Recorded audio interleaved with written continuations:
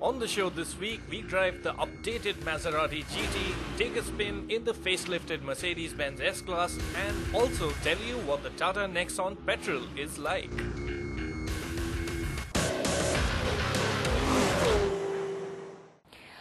Ever since Maserati relaunched themselves in India in 2015, focus has really been on their newer cars like the Quattroporte, the Ghibli, and more recently, the SUV, the Levante. But their halo car, the GT, hasn't really got that much attention. Well, I'm here in Italy to bring the spotlight back on what is now the 2018 version.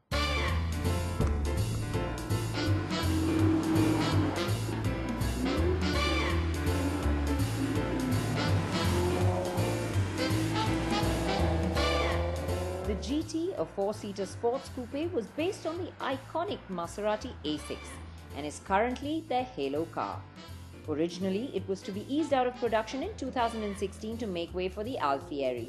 But an entire turnaround in Maserati's model plans meant the GT had to march on.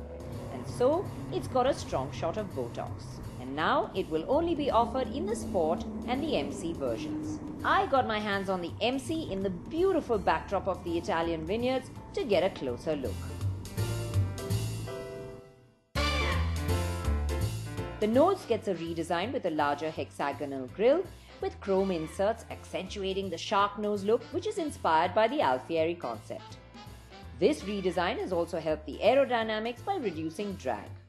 The concave vertical grille bars resemble those on the Levante, and the lateral air ducts on the bumper get tweaks as well, with the sides angled inwards to bring more focus to the center.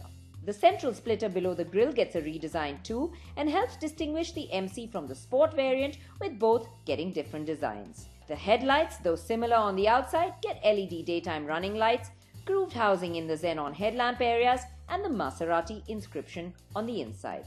Designers felt no need to touch the side profile, claiming the proportions of the car, the length of the bonnet in relation to the volume of the cabin, is still considered unique to this day. Well, unique it is, so the only changes are new vertical air vents to the front fenders, revised side skirts, and 20-inch Trofeo silver wheels that are 10% stronger and lighter. Around the back, there's a bigger rear lip spoiler and redesigned diffusers for both the Sport and MC models. This is where the two stand out, as the Sport has oval tailpipes at the edges of the bumper, while the MC has round pipes at the center. There's no doubt that this 10-year-old design has stood the test of time. It really looks fresh even now, and it will still turn heads.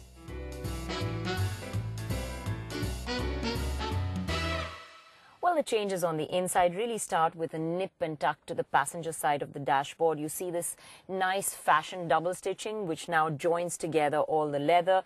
There's a new double dial clock that adorns the center of the dash. The instrumentation panel has changed a bit.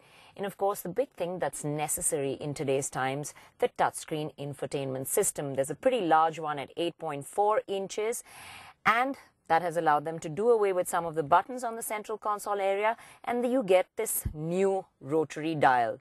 As far as equipment goes, with this infotainment screen, you also get the reverse camera.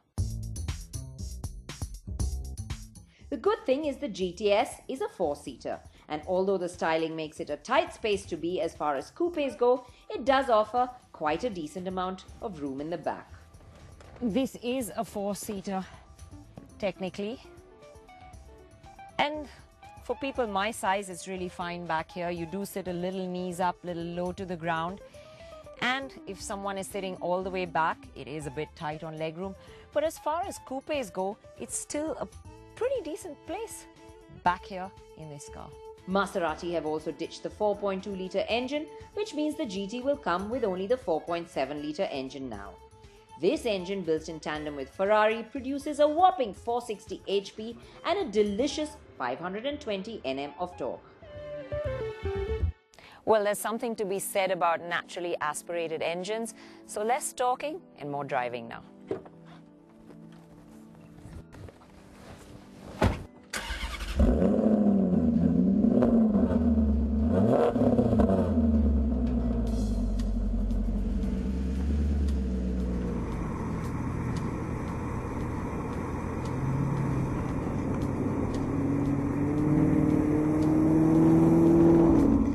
and this engine just springs to life with an eagerness that's exciting. Small dabs draw big responses, and there's that shove back into your seat. Yes, the punchiness will make you smile and it will draw you in to push harder. The MC version races to the 100 mark in just 4.7 seconds. And some people may claim that's not a fantastic time. But driven in normal mode, the GT still has enough thrill factor. In this mode, it comes across as refined. But when the fun begins is when you hit the sport button. Maserati closed off a section of marvelous winding roads for us to get a full taste of how this feels. Now that's how an engine should sound. My grin just says it all. Those vocal pipes just punch out such a pleasurable tune as you roar up the revs.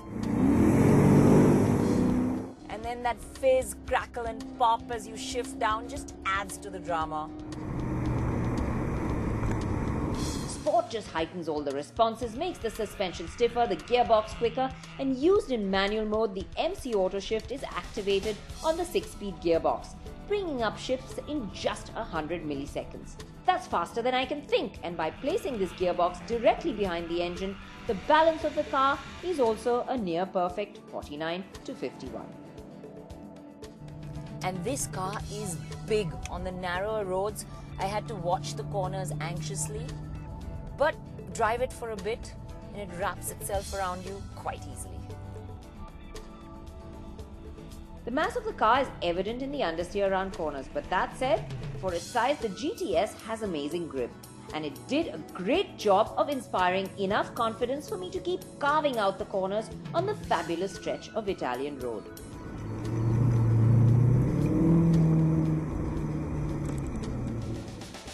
The steering is progressive, but in a reverse sort of way. It's quite heavy at low speeds. It's perfect when you're driving at reasonable speeds. But as you go higher and you push harder, it actually lightens up and feels a little bit over-assisted. But it still has a world of feedback, and its accuracy just adds to the layers of confidence that build up once you get used to the size of this car. The MC comes with the fixed-rate dampers that feel a little stiff over the sharper road intrusions. And coupled with the 20-inch wheels, on our roads, it will come across as a little stiff-kneed. The better option would be the sport version with the skyhook suspension, which has the electronically adjustable dampers. This variant feels quite composed and sorted, even in the sport setting. The GT may not have really changed much, and it may not win comparison tests with other similar priced cars, but sometimes it's not just down to a 0 to 100 time or straightforward evaluation. Sometimes it's about the experience. It's about the way a car stirs your soul, and the Maserati GT does that in shuckloads. There is also a Grand Cabrio which gets similar updates, and unlike most of its rivals, can be considered a true 4-seater as well. So if open-top motoring in a more relaxed driving manner is what you're after, then maybe that's the option for you. Well, it would be a fair question to ask why I'm recommending a car that's 10 years old and just had a facelift when there's so much else on offer in the market. Let me tell you, that glorious, naturally aspirated V8 is reason enough alone to buy this car, not to mention that auditory bliss that comes from those tailpipes that lets you really feel like you are driving a sports car. And let's face it, even after 10 years, this car doesn't look old. It is still stylish enough to turn heads wherever you go. And in India, owning a Maserati would set you apart from the rest.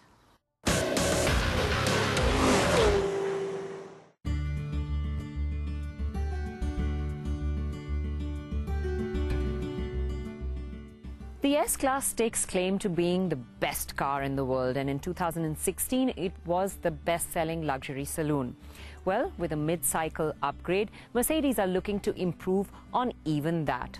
The changes include some plastic surgery to the outside, few nips and tucks to the interior, and the big changes really are a new set of engines. And of course, the car that's all about sitting in the back seat and enjoying the comfort of it will now allow the driver to take a back seat as well. Yes, it's going to have semi-autonomous driving. We're waiting to test it out. So let's see how the best car gets better. At first glance, it's the same car, but when you look again, you notice there's a new grille, redesigned headlamps that look like a giant thumb and 3 fingers holding the circular lamp. There's also some additional chrome garnish and more pronounced air intakes. The rear bumper gets some tweaks too, and the tailpipes are integrated into the lower bumper area with a chrome garnish that runs from end to end. Well, there's very few changes on the inside. You do get some new options of materials, but the big change really is this single screen TFT display. Now it's no longer 2 screens. The dials and the multimedia system is all integrated into one flat screen. And the other difference is that inside this you get an induction charger for your phone. On closer examination, you do notice other differences, like the touch-sensitive control buttons on the steering that respond to swipes like a smartphone. The steering also now houses buttons to operate the cruise control. The voice command system also gets an upgrade, allowing you to adjust vehicle functions as well. There's also something called Energizing Comfort. This optional feature systematically uses the functions of climate control, the seats as well as lighting and musical atmospheres to enable a specific wellness setup tailored to the mood and need of the customer. Well, my mood was already pretty upbeat and I wanted to get behind the wheel and experience the other changes.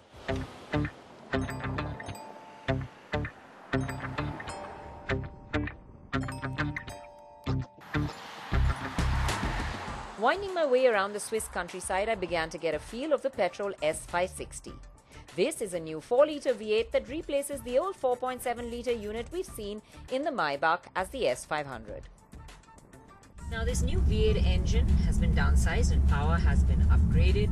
And out on the road it feels nice and strong, it's responsive, it springs to life nicely. But what works really well with it is the 9-speed gearbox. It's responsive, so even a gentle dab on the throttle will bring you down a gear and you leap forward, you get a lot of power. Unfortunately, this engine will not make its way to our shores, but what we will see is the 9-speed gearbox for all variants of the S-Class. Globally, Mercedes have the new inline-6 engines for both diesel and petrol variants. However, in India, it's a different story. The Petrol will remain the V6 with a power upgrade, but that was not on offer for testing, so we didn't get our hands on it. However, what we did get our hands on for a short while was the straight-6 diesel S400, which will make its way to India in a lower state of tune. What I can tell you about this new straight-6 engine is that it's extremely refined. Responses are strong and come from very low down the rev band, and it will carry you up to 3-digit speeds really quick. After a very short stint in the diesel, it was back to the petrol to experience the other tech. And that's just it about this car, it's the whole manner of this car. You can drive at a good clip from place to place. The fact that you feel like you haven't really driven that much when you're driving this car is going to be something that gets quite genuine, because we now have semi-autonomous driving in the S-Class, and that's what I'm going to check out. You need to activate the cruise control to be able to use these functions, so that's what I did. Okay, so now I'm in cruise control. I have set it to the speed limit and the car is doing all the driving for me, as you can see. It slows down for corners, it's keeping the distance to the car in front of me. It's braking into turns. It's a bit eerie and I keep feeling like I need to put my hands back on the steering wheel. But honestly, I'm doing about 86 kilometers an hour now. It slows down, as you can see, for the sharper corners. And it's given me a warning to put my hands back on the steering wheel, so I'm going to do just that.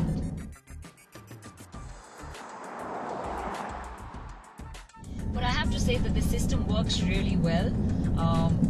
If you need to give your phone some attention, you're cruising down a highway, it will definitely do the job for you while you take your attention off the road and then get it back again. Of course, when you want to take turns, then it does warn you to get your hands back on the steering wheel.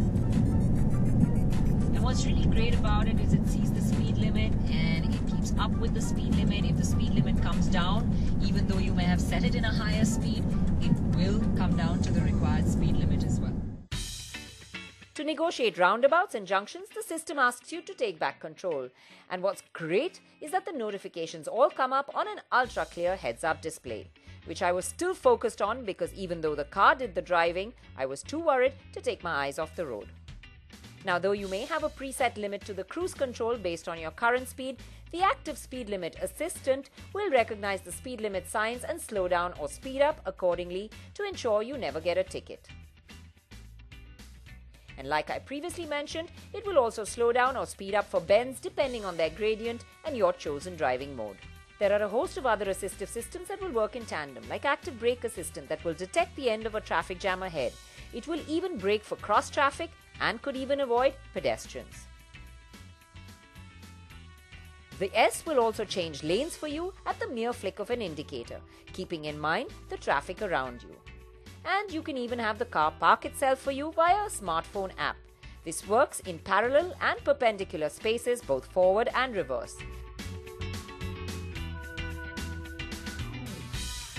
These systems use radar, cameras and GPS positioning to function and pick off the environment where things like lane markings and speed signs can be seen. So of course, these won't make their way to India. But they definitely let us know that Mercedes-Benz is well on their way to autonomy globally. And with these systems making me take the back seat as a driver, that's exactly what I did. Went to the back seat. The back seat of the S-Class has always been a supremely comfortable place, and it is still so.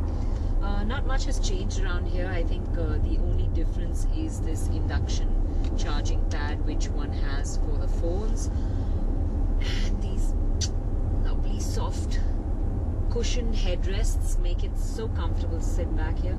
Of course, you know, you have all the seat recline functions, which means you can actually kick back and kick quite far back and take a good nap. You have all the bells and whistles, cooler box, storage space, USB ports, sun blinds, rear seat entertainment, and of course this nice panoramic sunroof. So it's all there to make sure that you're traveling in the lap of luxury. There's new tech that helps here too. The S-Class's curve inclination function is another comfort enhancement. The body tilts to the inside of the bend by up to 2.65 degrees, thereby reducing the lateral forces acting on the passengers. There's magic body control as well that uses the stereo camera to see the road ahead and prepare the suspension for it. The new S-Class is expected in India in the first half of next year. Now, the new S-Class may not have changed a lot on the outside, but 6,500 components, that's a lot. It's unfortunate that most of the new technology will not make its way to India with the restrictions we have on radar use. And of course, the recent statements by our government proclaiming that autonomous driving is not something they want to promote. Changes we will see are the cosmetic changes and the changes under the hood.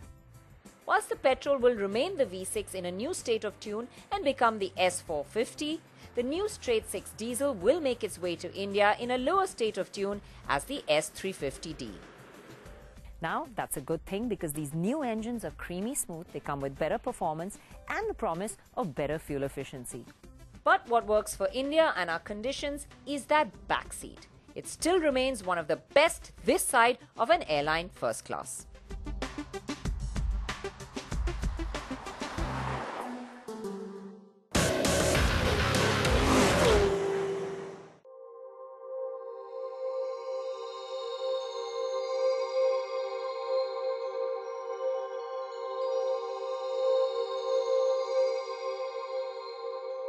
The Nexen Compact SUV is the next big thing coming up from Tata Motors. We've already brought you our exhaustive first drive impression of the diesel version of the car. What I have with me today is the petrol version. Let's see how it is. The focus of this video is the engine. This Nexon uses a 3-cylinder 1.2-litre petrol engine.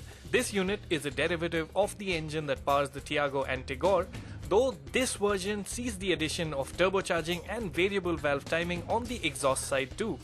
Thanks to the turbo, power and torque figures are a healthy 110 HP and 170 Newton meters. The Nexon also has an edge in its use of a 6-speed manual gearbox. So, how does it all come together? Let's start with a word on refinement.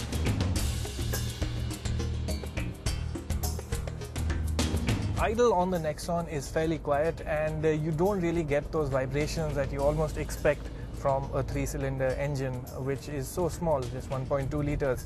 It's just that when you get going, the engine does tend to sound a bit gruff. It's not really noisy, but you can hear it. And when you do extend it, obviously it does that trashy, thrummy note that 3-cylinder engines are just known for. Like on the diesel Nexon, there are 3 driving modes on offer, each with their own power and torque ratings. Eco is downright dull, and the sharp fuel cutoff also makes power delivery quite jerky. City mode offers acceptable performance, while sport mode brings out the best of the engine. Still, this is not what you'd call an exciting engine.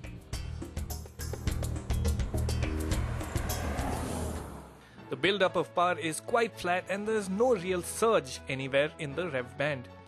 You'll need to be above 3000 RPM to get the most out of the engine, but with the limiter cutting in at 5500 RPM in Eco and City modes and 6000 RPM in Sport, the power band is quite narrow. Anyone also looking for an exciting petrol SUV will also be slightly disappointed by the gearbox. Now, it's not as slick or as crisp as it ought to have been, but it is nice enough to use. You do have to put in some effort to slot it into the gears. Gears 3 and above are also too tall for the power characteristics of the engine. The climb up the guards to Idukki only highlighted the Nexon Petrol's lack of bottom end poke. I just wish the engine was more exciting, because the Nexon has the other ingredients of a great driver's car. Find a curvy road and you'll know why. The Nexon really drives well. There's a good amount of feel and feedback from the steering wheel. It weights up really well. Light in the city, good amount of weight on roads like this. It's quite nice. What also helps the experience are the levels of grip. You can really push this car around. Body roll is also pretty well contained given the Nexon's height. If you've driven a diesel Nexon, you'll note a bit more up and down movement here, but on the whole, ride quality is really impressive. As for the rest of the Nexon, it looks like a concept car, and I think I speak for the majority when I say it's so stylish, you'd want one just for the way it looks. The radical exterior is complemented by a stylish and practical cabin you'd be happy to spend long hours in. And to quickly recap, front seat comfort is good, and there's also more space in the back than there appears to be. Top spec cars, meanwhile, will get lots of goodies, including a 6.5-inch touchscreen-based infotainment system. It's not the slickest of systems to use, but does come with Android Auto and will get Apple CarPlay by launch as well. One of the cool features on the Tata Nexon is the Smart Activity Key, which is something we've actually seen before on the Jaguar F-Pace. Well, this is it. What it does is, it replaces the need to carry the physical key fob. Say you want to go out running or swimming, you don't really need to carry the key. All you need to do, come close to the car, the doors will open up, press the starter button, and you're good to go. The Nexon launches in late September this year, and prices are likely to range from 7 to 9.5 lakh rupees ex-showroom, with the petrol expected to be the more affordable of the two engine options. There's no announcement on fuel economy numbers as yet, but the petrol is unlikely to match the diesel on this front. On the whole, the petrol engine is adequate but doesn't feel quite as complete as the diesel. So, were it my money, it's the diesel Nexon I'd be waiting for.